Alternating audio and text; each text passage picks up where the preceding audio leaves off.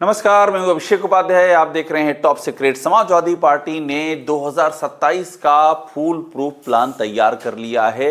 अखिलेश यादव ने अपने सांसदों की जो बैठक बुलाई उसमें इस प्लान की एक तस्वीर दिखा दी है। और अहम बात यह है कि ये जो प्लान है ये पूरा बीजेपी को ध्यान में रख करके तैयार किया गया है। बीजेपी में पहली सेंध लग चुकी है और इस सेंध का मतलब जरा समझना होगा। ये ऐसा नहीं कि बीजेपी से किसी विधायक को तोड़ने की सेंध है, किसी मंत्री को तोड़ने की सेंध है या किसी सहयोगी दल को तोड़ने की सेंध है। ये ऐसा नहीं है। इसका मतलब ये भी नहीं कि ये कोशिश नहीं है, ये बिल्कुल है। अभी मैं आपको बताऊंगा कि इस कोशिश के निशाने पर कौन है, कितनी बात हो चुकी है और बात कितनी मैच्योर हो सकती है, ये अलग इशू है। लेकिन अभी जो मैं बताने जा रहा हूं वो है बीजेपी में पहली सेंध और अखिलेश यादव का 2027 प्लान। तो जो पहली सेंध की बात चल रही है ये है बीजेपी का जो स्ट्रेटजी है, बीजेपी का जो वोट बैंक है वहां पर सेंध लग गई है। पहली बड़ी सेंध के साथ अखिलेश यादव ने शुरुआत कर दी है। आज जो बैठक थी अखिलेश यादव ने, आज का जब भी आज शब्द का प्रयोग करता हूं तो मैं तारीख बता देता हूं, 20 तारीख, क्योंकि वीडियो 2 दिन बाद भी देखा जाएगा, उसके बाद देखा जाएगा। तो 20 तारीख यानी कि 20 जनवरी को जो अखिलेश यादव ने बैठक की, उस बैठक में एक बात बहुत ही क्लियर थी कि ये कहा गया सबको कि हमको पीडीए को डिफाइन किया गया कि पीडीए क्या है। पीडीए को लेके बड़े कंफ्यूजन है। कभी कोई कहता है पिछड़ा, दलित, अल्पसंख्यक, कभी पिछड़ा, दलित, ए से आधी आबादी, कभी पी से पंडित, कई तरह की बातें। एकदम क्लियर कि जो भी पीड़ित है, शोषित है, वो पीडीए है और इसका मतलब ये है कि इसको एक्सपेंड करना है और यहीं पर बीजेपी आ जाती है।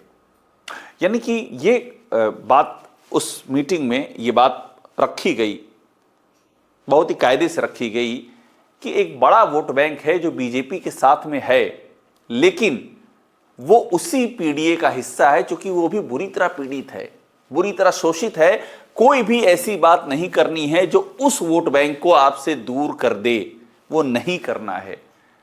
इस 2.5 घंटे करीब मीटिंग चली। 2.5 घंटे की मीटिंग में करीब 2 घंटा तो डिस्कशन नहीं हुआ, आधा घंटा आप मान लीजिए चाय नाश्ता वगैरह इन चीजों पर।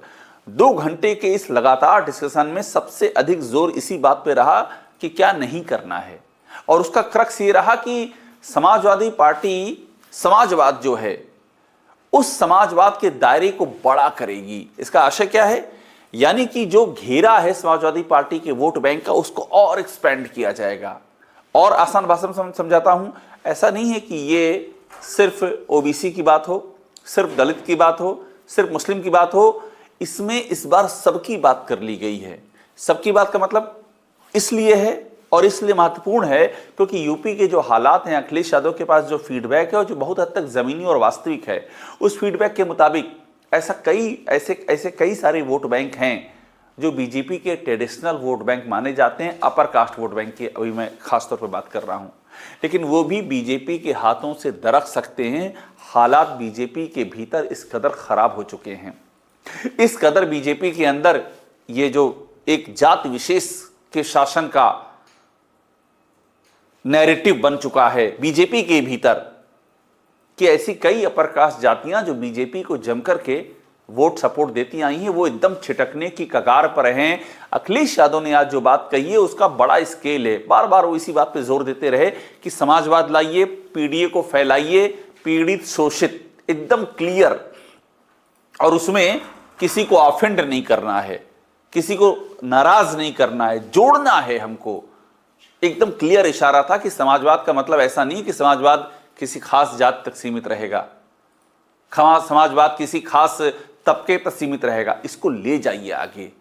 और बड़ी बात यह है कि ये जो 2027 का नैरेटिव रहेगा 27 के लिए, उस पर भी बात हुई है और उस नैरेटिव में भी यही कहा गया है कि समाजवाद को पुश करना है।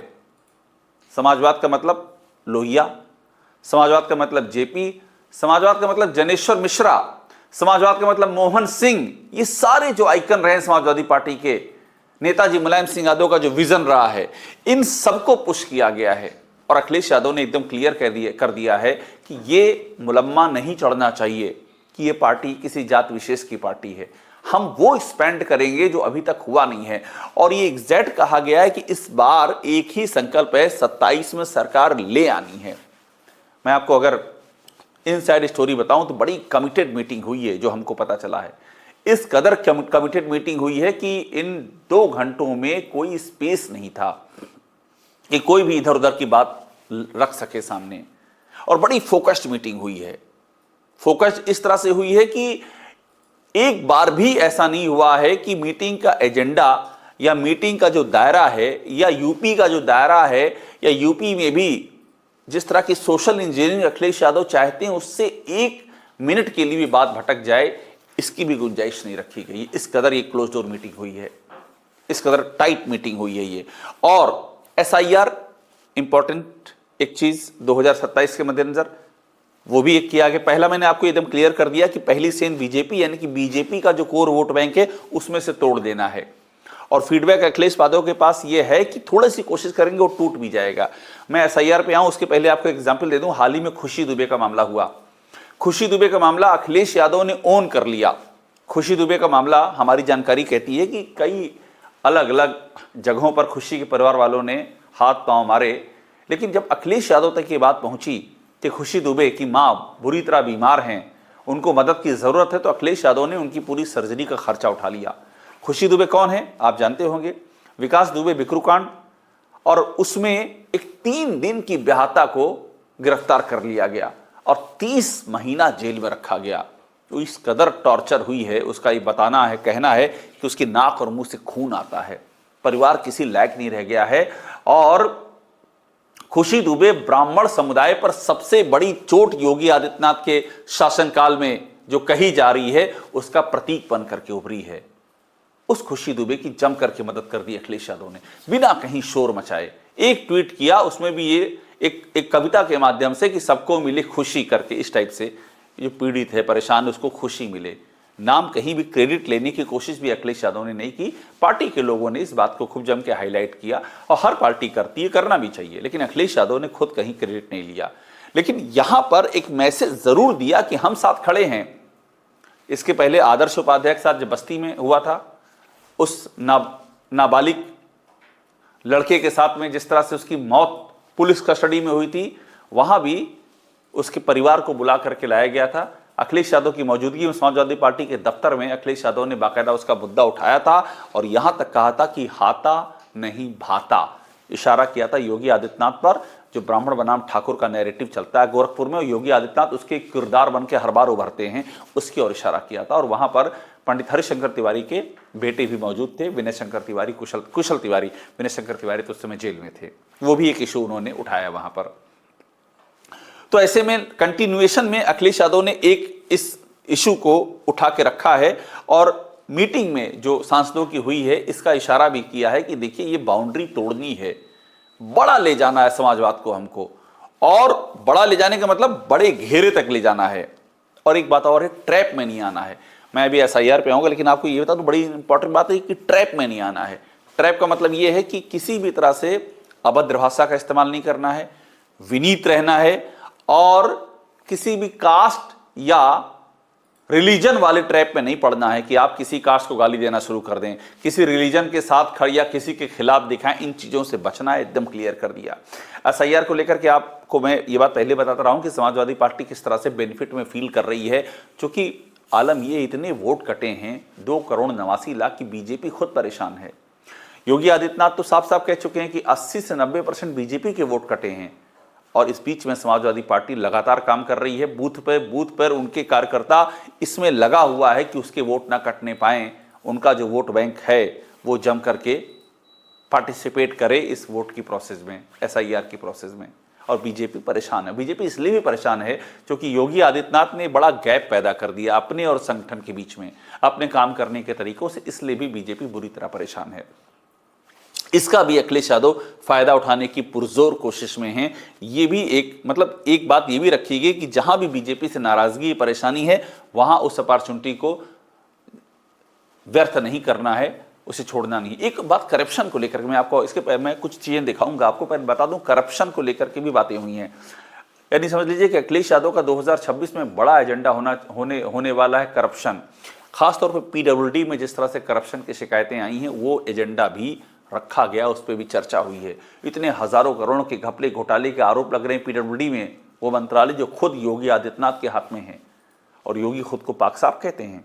पूरी कहानी सामने ला देनी है, बेनकाब कर देना है सिरे से, इस टाइप की। और इसके पीछे का आशय यही था कि देखिए, मुद्दे पर रहना है, भ्रष्टाचार बड़ा मुद्दा है, ये रिलीजन धर्म के मुद्दे पर उलझाने की कोशिश की जाएगी, लेकिन ट्रैप में नहीं आना है, ये अखिलेश यादव ने क्लियर किया। आप देखिए यहाँ पर ये सब जो है अखबारों ने छापना भी शुरू कर दिया है। चुनावी मोड में अखिलेश, वही जो मैं कह रहा हूँ कि अब इलेक्शन मोड में आ ही गए हैं। बोले ये 37 सांसद 2027 विधानसभा चुनाव में जीत दिलाएंगे, चुनावी मोड में आ चुके हैं, सभी सांसदों की बैठक की है। अभी चुनावी मोड बड़ा इंपॉर्टेंट है। चुनावी मोड का सीधा सा मतलब ये है कि एक तरह से करो या मरो।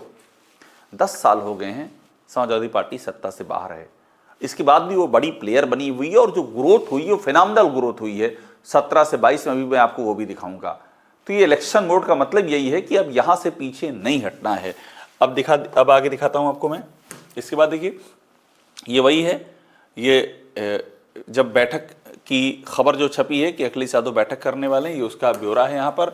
अब देखिए किस तरह से खबरें हर तरफ आ रही हैं। 37 जिताएंगे, 27, 41 सांसद, अखिलेश ने भरी हुंकार, मतलब ये चीज़ें टॉप स्टोरी में हर तरफ दिख रही हैं।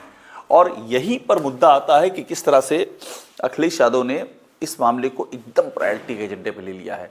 अब देखिए, रायबरेली में एक पोस्टर छपा है, बड़ा इंपॉर्टेंट है। ये भी एक बात हुई है गठबंधन को लेकर के। मीटिंग में इस डिटेल में चर्चा नहीं हुई है कि डिटेल में हमें गठबंधन पे क्या करना है, लेकिन यह है कि एक संकेत तो मिला ही मिला है। अभी देखिए, रायबरेली में राहुल गांधी के होने पर जो पोस्टर लगे उसको लेके बहुत चर्चा है।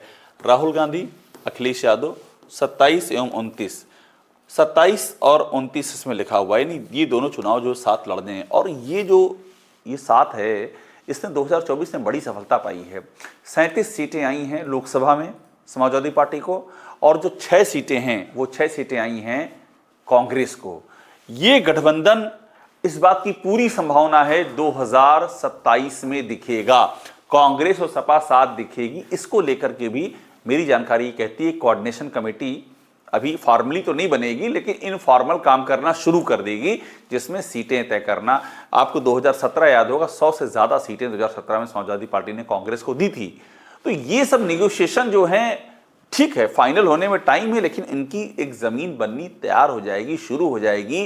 किसको कितने वोट मिले 17 में, 22 में, कहाँ कास्ट कॉम्बिनेशन क्या है, आप कहाँ बीजेपी को हरा पाएंगे, इन सब बातों पर चर्चा और विमर्श जारी है। अब देखिए, ये बहुत ही महत्वपूर्ण है। इससे आपको आइडिया लग जाएगा कि अंक गणित क्या है, क्यों अखिलेश यादव इतने होपफुल हैं, क्यों उन्होंने ये कह दिया कि अब 27 जीत लेना है, सरकार अपनी आएगी। इतना कॉन्फिडेंस आया कहां से, ये मैं आपको दिखा रहा हूं। देखिए किस तरह से कहानी बदल रही है। 17, 12, 95 ये सब हो गया पुराना, और अभी आप देख लीजिए इलेक्शन जो हुए हैं उसमें किस तरह से चीजें बदली हैं। अब देखिए, अब हम बात करते हैं, ये 255 सीटों की बात है। 255 सीटें जो बीजेपी ने जीती हैं, अभी जो इलेक्शन 2022 की बात है, ये 255 सीटें हैं। अब इसके बाद 273 सीटें विद अलायंस। अब यहां आ जाते हैं समाजवादी पार्टी में। समाजवादी पार्टी ने 111 सीटें जीती हैं 2022 में, और विद अलायंस 125। अब आप ग्रोथ देखिए क्या हुई है, ग्रोथ 64 सीटें एक्स्ट्रा मिली हैं समाजवादी पार्टी को, 64, और बीजेपी 57 कम हुई हैं। तो ये 64 सीटों का मूवमेंट 2022 में दिखा है। 64 सीटें बढ़ी हैं समाजवादी पार्टी की। और उसके बाद 2024, 2 साल बाद तो सुनामी आई है, 37 सीटें हो गई समाजवादी पार्टी की। कहां 2019 में थी 5 सीटें, और कहां 37 सीटें हो गई, यानी कि 7 गुने से भी ज्यादा बढ़ोतरी हुई है। ये जो पूरा का पूरा सिनारियो है, ये अखिलेश यादव को इससे भी समझ में आ रहा है कि कैसे एक बड़ा ग्राउंड बन चुका है, 27 जीत सकते हैं। बीजेपी बहुत ही कमजोर विकेट पर है, उसकी पिच बहुत ही कमजोर है, और इन सब के बीच में पूरी तैयारी हो चुकी है कि 27 के लिए कमर कस लेनी है। सारे सामाजिक समीकरण खंगाले जा रहे हैं, जातीय समीकरण खंगाले जा रहे हैं, बूथ लेवल पर मोर्चे को मुकम्मल किया जा रहा है। प्रोबेबल कैंडिडेट कौन होंगे सीट पर, इस हर सीट पर, इसका भी खाका अभी से बनाया जा रहा है, ताकि ये ना हो कि एन मौके पर कैंडिडेट ढूंढने पड़े, किसे लड़ना है किसे नहीं लड़ना है, किसको एडजस्ट बाद में किया जाएगा, इस भरोसे के साथ में उसे बनाए रखना। और एक बात और, बीजेपी के साथ जो संगठन दल हैं उनमें से किसे साथ ला सकते हैं अखिलेश, इस पर भी चर्चा है, इस पर भी निगाहें हैं। क्योंकि आपको याद होगा 2022 में भी कई लोग छोड़ के आ गए थे बीजेपी का साथ, श्याम प्रसाद मौर्य भी उसी में थे जो छोड़ के आ गए थे, ओम प्रकाश राजभर पहली साथ छोड़ के गए थे, दारा सिंह चौहान भी छोड़ दिए थे। इस बार भी हो सकता है। इस बार चूंकि एंटी इनकम्बेंसी जबरदस्त है बीजेपी के साथ में, और योगी आदित्यनाथ की कार्यशैली से जबरदस्त डिवीजन बीजेपी के अंदर हो चुका है। बीजेपी का सोशल इंजीनियरिंग का जाति ढांचा बिखर चुका, इसलिए और अखिलेश यादव को उम्मीद लग रही है। और इसीलिए 2027 अखिलेश यादव के लिए सबसे बड़ी संभावनाओं का दरवाजा बन सकता है, और ये समाजवादी पार्टी को दिख रहा, और इसीलिए 27 के लिए पार्टी ने कमर कस ली है।